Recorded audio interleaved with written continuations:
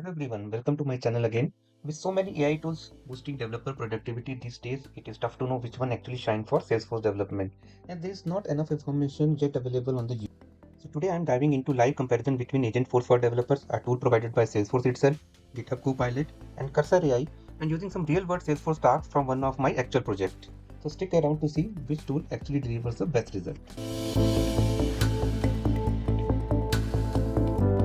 So let's start with discussing the use case first, for which I will be performing comparison demo. So it is about parsing CSV file, which is received by email attachment by an email service written within the Salesforce interface.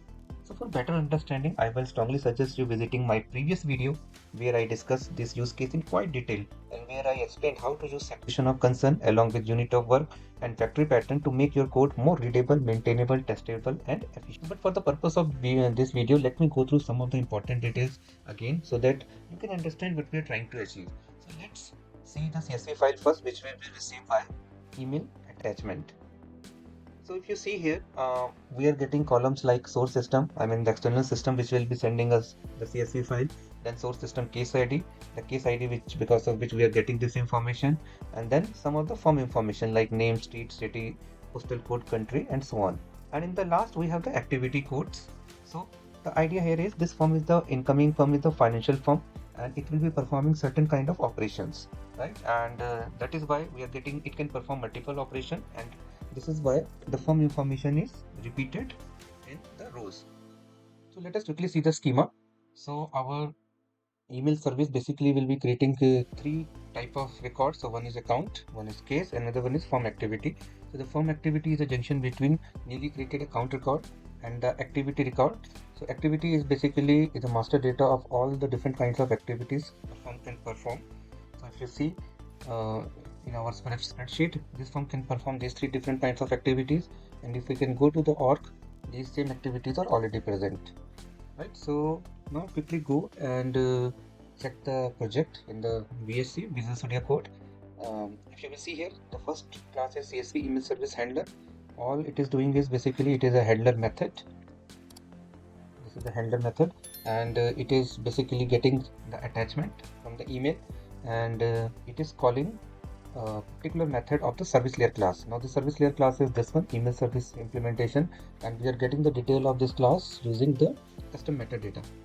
This is the way of implementing things in the separation of concern design principle, and that's why I suggested you to look my previous video. Although you can quickly get the overall flavor of what we are trying to do, it will help you more to learn about these kinds of design principles which are followed in my project.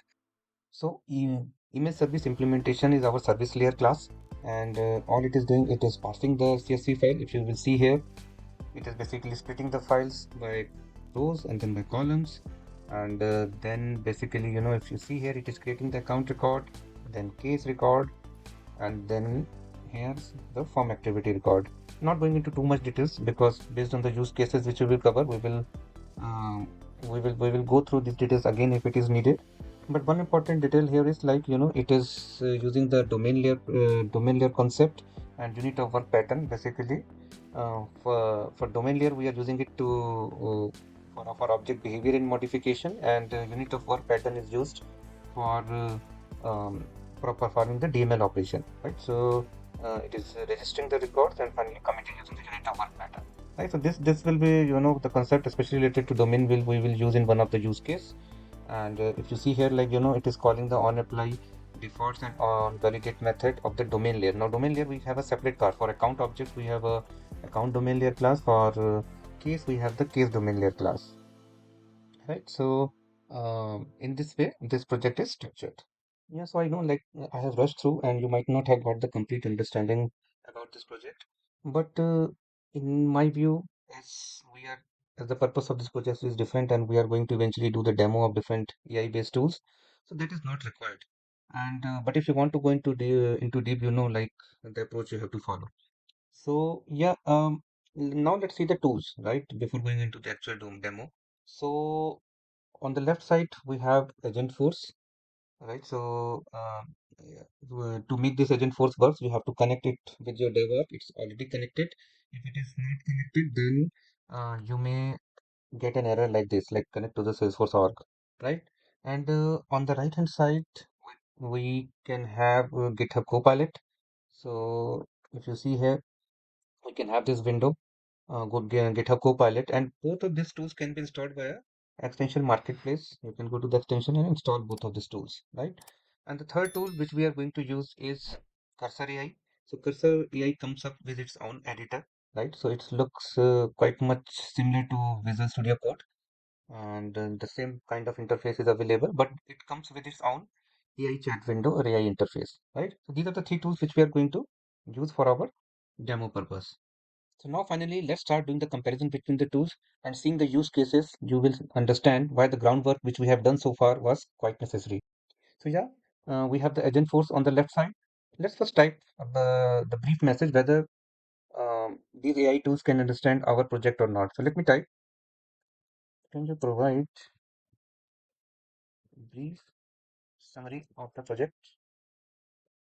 So I will copy the same and I will try to ask the same question to the Copilot also. Oh, I'm not sure why I'm getting the error. It is saying decline. Interesting.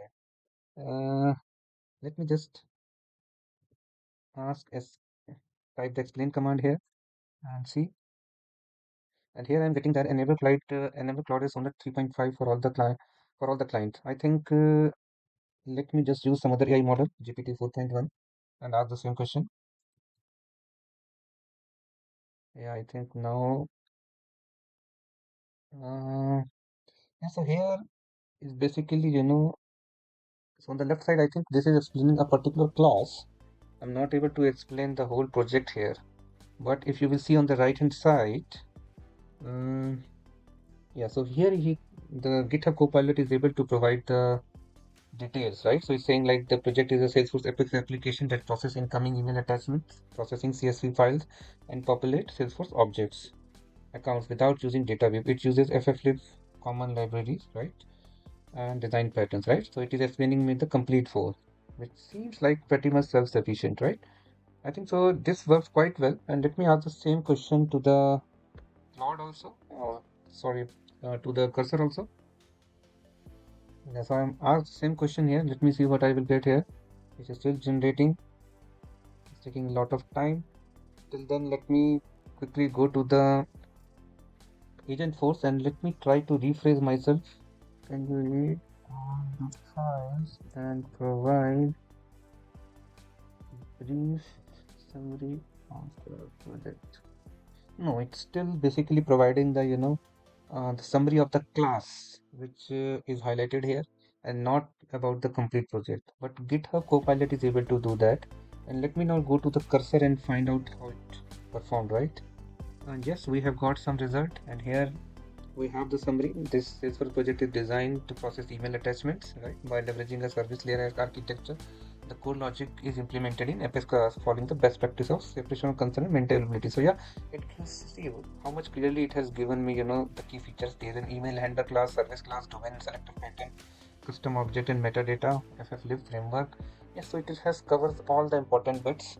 So cursor looks so much good here, and I think GitHub Copilot is also not that far behind, but it has not captured that many details. And unfortunately, I don't think so. We have got a good result from the um, Agentforce. So now let's move to our second use case, which is we have to write an SOQL to fetch all the fields of the firm activity object where the ID is provided. So if you see here, the firm activity side of activity as well as account, it is more clear from the schema. So this firm activity is child of activity and account, as we have discussed earlier, and we have to fetch its record using the ID. I will paste it here. Ask this, paste it here.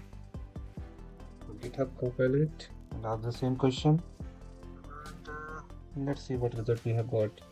So if you see here, yes. So if you see the SQL, it is rightly able to query, I think, all the important fields. Basically, the fields which I was looking for the parent fields in the parent activity as well as the account.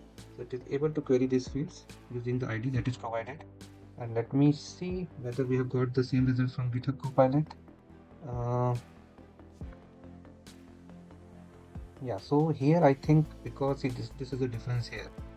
GitHub Copilot is not connected to my org, right? So it is not able to guess it. But I was thinking, because the project files have the object details, right? So we have the object details here and the field listed here. So I was thinking somehow it will be able to get the details, but it is not able to do that, right? But Agentforce shines in this case and is able to query the right fields here.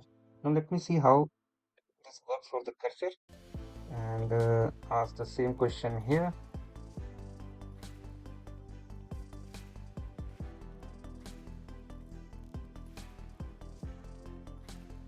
Again, so cursor looks so good here, right? Cursor is also able to query the activity ID and parent ID. Right, the important fields it's able to do that. Again, it has not provided all the fields, but the fields which I was looking for, it is able to do. Alright, it has provided some additional details. In Apex, you cannot use select state to fetch all the fields. If you want to fetch all the fields dynamically, you can use a subject describe method, right? So it looks so good here, right? And if we will go here, so definitely Agentforce is quite good here. And let me do one thing, because I think the context wise I was just providing CSV email service handle class here. Let me add more context here, maybe it can work. So let me add the whole project folder here and ask the same question. So write an SOQL to fetch all the fields, right? Let me see if it is able to do now. Oh yes, I think that was the problem. See, now it is able to, because I was not giving the proper context here. I was giving only the context of the current file. It was not able to pick the right details. But as soon as I added the right context here, so see here, adding the right context is how much important. And when I added the right context, it is able to, query the right fields here. Yeah, so let's now move to the next use case, which is extending domain layer logic. So for domain layer, if you understand from the separation of concern principle, it is about object related behavior and modification. So here we want to add validation to ensure account number is not blank for the account incoming account record, and engineering request number, which is just a custom number field, a random custom field which we have used for our mapping, is not empty when the status is working for the case, right? So if you can recall from our CSV, here we are getting the firm name in the source system firm name column, and source system case ID we are mapping to the engineering request number field. And so in ideal scenario, now let's move to the our Visual Studio Code, and just for the purpose of demo, right? Like I have cleaned the earlier chat interface, so we are starting with the cleaner interface. And yeah, so in ideal scenario, if you see, like in our project, we have the separate account domain class and case domain class. And in account domain class, we have this method on validate, and the AI actually should suggest change in this method if it understands the separation of layer pattern, and is able to understand that this pattern or this principle is basically applied in my project, and it is if it is able to understand the domain layer concept, right? So let me just copy the prompt, and let me just copy it and go to the Agentforce interface and paste it, and let me do the same for the GitHub Copilot also. But before that, let me give it proper context like what we have done it earlier. Let me copy paste, and let's see here. Let's see on the left first how the Agentforce has performed. So if you see here, it is asking me on the on validate. Yes, it is asking me some change on the on validate method. Show me which class it is asking me to make the change first. But I guess because it is mentioning the account, so I'm guessing like it is asking me the change in the account domain class, right? And public void on validate. Yeah, so on the case also, if you see here, I think it is able to tell me the right places on which we have to make the changes. Basically, on we have to make the changes as I mentioned earlier in the on validate method in the account domain class, and on validate method in the case domain class. So if you see here, it is asking me to do the change at the right place, right? So I think it has worked here. It is fine. Now let's see how it has performed in the GitHub Copilot. So it is asking me like here, some details. It has first understood the changes which we have asked for, At first it has defined the exception class also. So if you have seen the prompt, I have asked like in case of error it should throw a custom exception. Now that is something is not suggested by Agentforce, but if we see the GitHub Copilot, right? So it is asking me to define the custom exception class. Then it is asking me to update the onValidate method. Right? So if you see here, it is asking me to change the account domain, and it rightly it's rightly pointed out the place where this the change should be done, and it is asking me to throw this custom exception. Right? So this looks good. And similarly, I think here also it is asking me to make the change, which I think is um, not correct, because it's asking me to change in the account domain class, but this change should happen in the domain class. It is saying like, let's see the notes. This is also a good thing. Like it is giving some notes at the end. This is saying this assumes your domain class can handle both account and create record.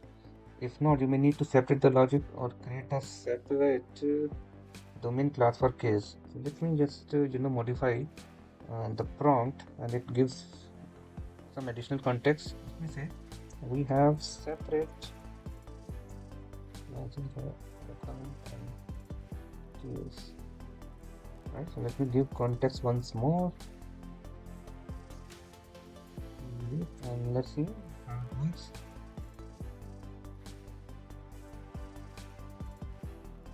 Okay, now it is good, right? So I think there is some problem for it to understand, but actually it is able to understand now, right? Like where the changes are needed. And the good point is like it has also given us the custom exception class, which we can use to throw the exception, right?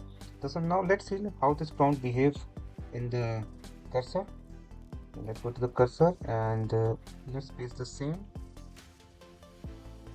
prompt, and let's see how it behaves.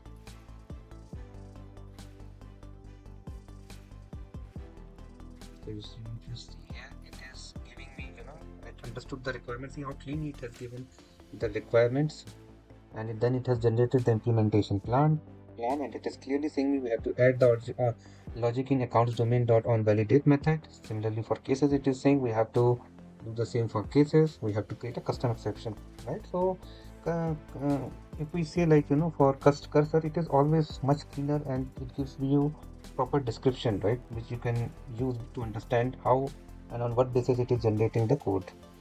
Right? So if you see, it has generated the custom exception class. If you see similarly like GitHub Copilot, then it is saying update the account domain, right? We will update the onValidate method. Let's see here, right? So this is the custom exception class, and then it is asking me to change the validate method and through the validation, right? So much similar like GitHub Copilot, but with more proper description so that you can understand the code, right? And if we see, Agentforce is also able to make the changes at right places, but it has not given us that much description, right? So newcomer may face problem in understanding. If somebody has not looks into has not seen the code before, then they may find difficulty in understanding this thing. So yeah, this is about the third use case.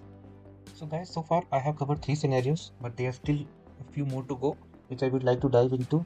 However, this video is getting a bit long in my view, so I will save that for another time. So what are our observations till now? Let me tell mine. In my view, Cursor and GitHub Copilot are neck in the competition, while Agentforce for developer, I feel, is still lagging behind, especially when it comes to providing proper description and an explanation of the code it generates. I will likely make another video covering remaining use cases based on the feedback I get, especially if you guys find this comparison useful. So please do leave with your comments, and I will continue from there. Thanks for watching, and I will see you in the next video.